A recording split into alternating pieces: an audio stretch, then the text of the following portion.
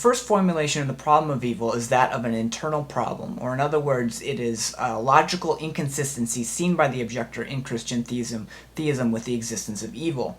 And it was best characterized by David Hume when he said, quote, "Is God willing to prevent evil but not able? Then he is impotent. Is God able but not willing? Then he is malevolent. Is he both able and willing? Whence then is evil?" End quote.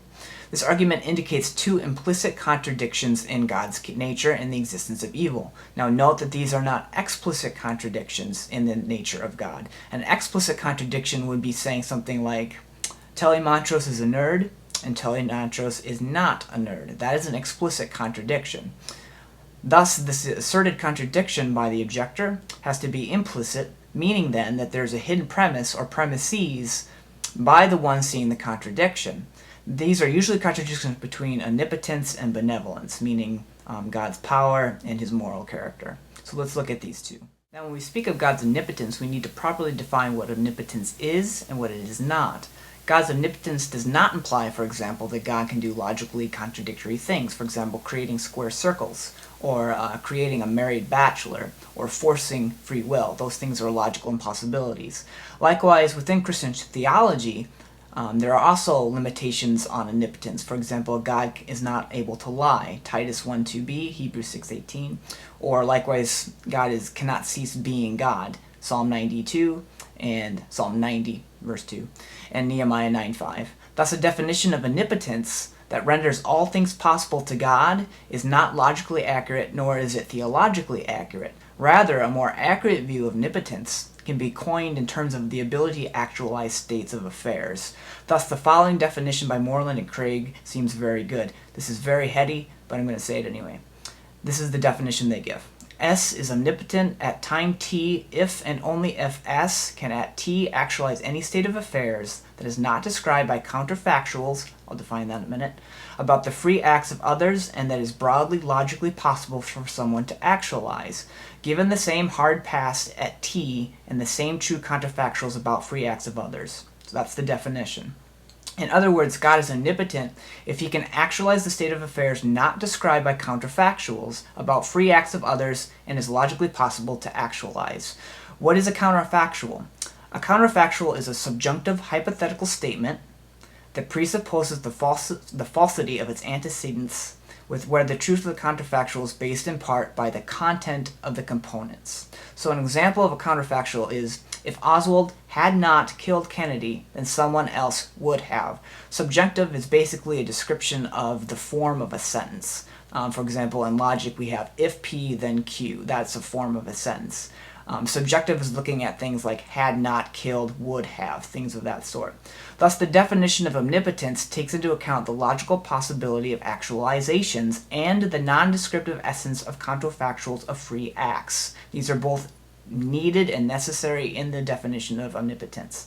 Since omnipotence is not described by free act counterfactuals, is not defined by that, the objection that God's seemingly inability to create a world without evil is contrary to omnipotence is ignoring the concept of free will decisions by free agents.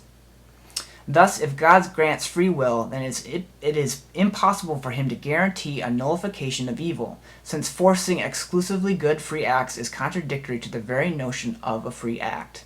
So logically speaking, there is no contradiction between the existence of evil and an omnipotent God in a world of free agents. The second objection is the contradiction or the foreseen contradiction between a benevolent God and the existence of evil.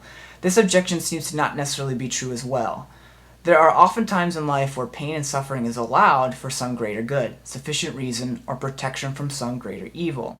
So let's consider a hypothetical situation here, for example. Let's suppose that I'm working on my roof putting shingles on the garage, and I accidentally miss the nail and I hit my thumb, causing me great pain and suffering, so it's a form of evil, if you will. So I decide to go to the doctor, and I say to the doctor that I've hit my thumb and I wish him to alleviate my pain and my suffering. And he says the only way in which he can do this is to amputate my arm. Now, while the doctor would have eliminated one evil, he would have done so at the cost of a much greater evil. Such a parallel can be drawn between a benevolent God and the existence of evil. It's worth quoting Ronald Nash on this point. Quote, There seem to be many evils in the world that can be eliminated only by producing situations containing more evil or costing us some greater good. Suppose that many evils result from human free will and from the fact that our universe operates under natural laws. Suppose further that a world containing free will and natural law contains more good than a world that does not. If it makes no sense for God to eliminate an evil that would bring about a state of affairs in which there would be less good or more evil, our newest candidate for the missing proposition that a good being always eliminates evil as far as it can may safely be dismissed as neither true nor an essential Christian belief." End quote. Thus, the assumption that a benevolent God is in fact malevolent for allowing evil in our world is not necessarily true. We simply do not have the best position when we examine situations of evil. It's like the finite mind telling the infinite mind what ought to be from a finite understanding of our environment. It just does not make sense. Moreover, the assumption that a benevolent God prefers a world with no evil is also not necessarily true or contradictory in the character of God, for God still arguably allows more good than evil. People generally still believe that life is worth living after events of evil, that still hoping for the good, still believing that life is worth living. Thus, it seems that the objector who asserts that God cannot have morally sufficient reasons for permitting evil takes on a burden of proof that is just simply too heavy to bear. Now, it's important to take a step back here before we end and reiterate that when we talk about logical inconsistency, in this case an omnipotent and benevolent God in the face of evil, all one needs to refute the allegation is to demonstrate an explanation as possible. The explanation does not even have to be plausible or likely, suggesting probability. It just needs to be possible when speaking logically. In the light of this fact, the reality of free will and the allowance of suffering for a greater good are logically possible explanations and thus defeat the notion that evil and an omnipotent benevolent God are contradictory.